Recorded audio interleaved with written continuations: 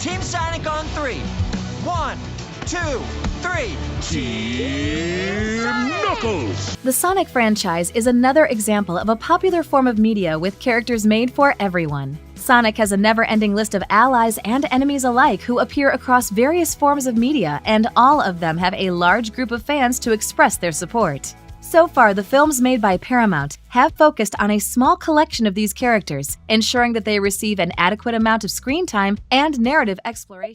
While the first film was all about Sonic and his new life on Earth, the sequel successfully introduced his greatest allies, Knuckles and Tails. The trio worked together as Team Sonic in the most recent film. They're the most frequently played characters, and they're by far the most popular in the franchise. It's easy to see why, because they play off one another's strengths and weaknesses. Most of the film's comedic dialogue and humorous moments came from interactions between Team Sonic. These interactions showed why these three work well as a team, and why the franchise benefits from keeping them together across various forms of media. However, Team Sonic isn't the only trio in the franchise, as many other Sonic characters, including ones introduced in the latest film, have friends with common goals.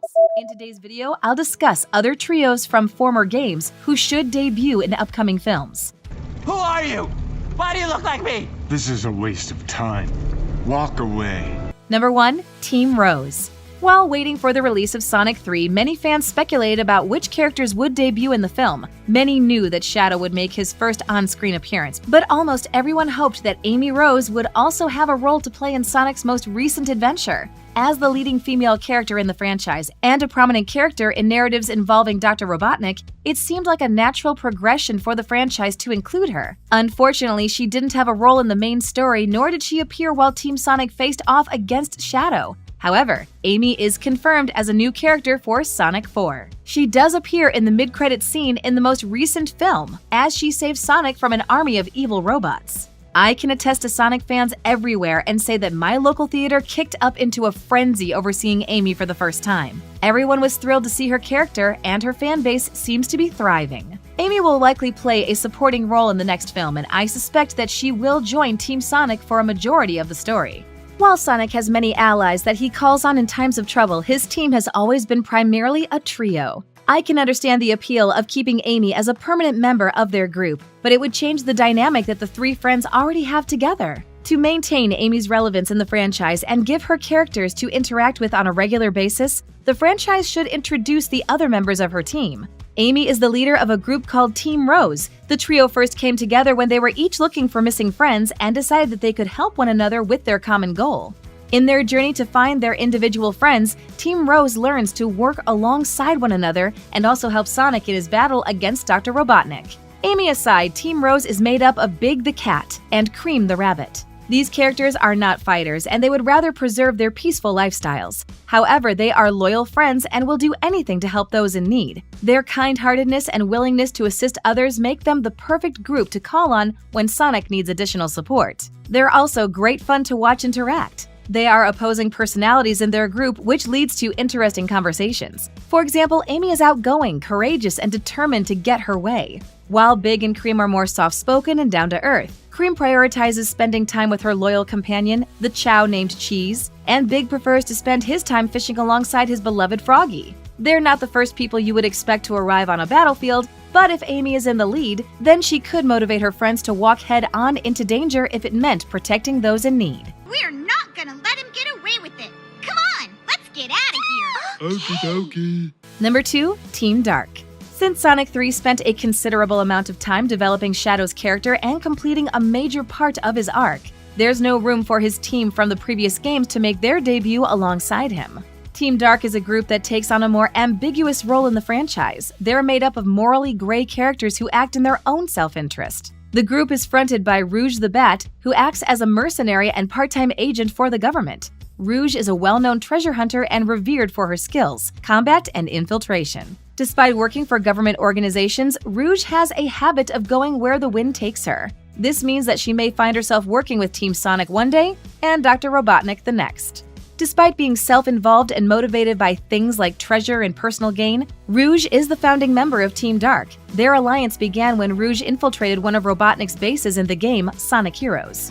Although she was in search of treasure, she activated a stasis capsule which held a dormant Shadow inside. She also activated E-123 Omega, one of Robotnik's creations. The three find themselves in near combat, but before the situation can escalate, Rouge suggests they work together to find Robotnik. Shadow is presumed dead at the end of Sonic 3, but the audience knows that he survived the Eclipse Cannon's destruction. There is potential for him to make new allies in the time between the two films. Although he acts more like a lone wolf and would probably prefer working alone, he has shown that he's capable of being a team player when necessary. He didn't have time to become friends with Sonic before the previous film ended, so it'll be interesting to watch him form relationships with the new characters who are very different from Maria and Gerald Robotnik. Gunn funded the research that created you, and when they got you, they sealed you away for 50 years. Number 3. Team Chaotix. The Sonic films have kept the scope of characters small so far, but there are other trios who have recurring appearances in previous games. One such trio are the members of the Chaotix Detective Agency. The agency includes 3 detectives: Vector the Crocodile, Espio the Chameleon, and Charmy Bee. The agency aren't as involved with worldly affairs as Sonic and his other allies, and are known to be rather goofy. However, they have good hearts and intentions. They take their work as detectives seriously, and will rise to the occasion when necessary. They have numerous game appearances and have been known to help Sonic when the world needs saving. I think their detective agency would be a fun addition to the films. They aren't required to be main characters, as they often take a more supportive role in the original games. However, they could act as an additional comedic relief, while expanding the world of Sonic and using their independent investigations to help point Team Sonic in the right direction. They would also be the perfect cameo for longtime fans of the Sonic franchise, who hold the games close to their hearts. Who's this fraud? Our client's adversary, perhaps. You mean the bad guys? Number 4. The Babylon Rogues.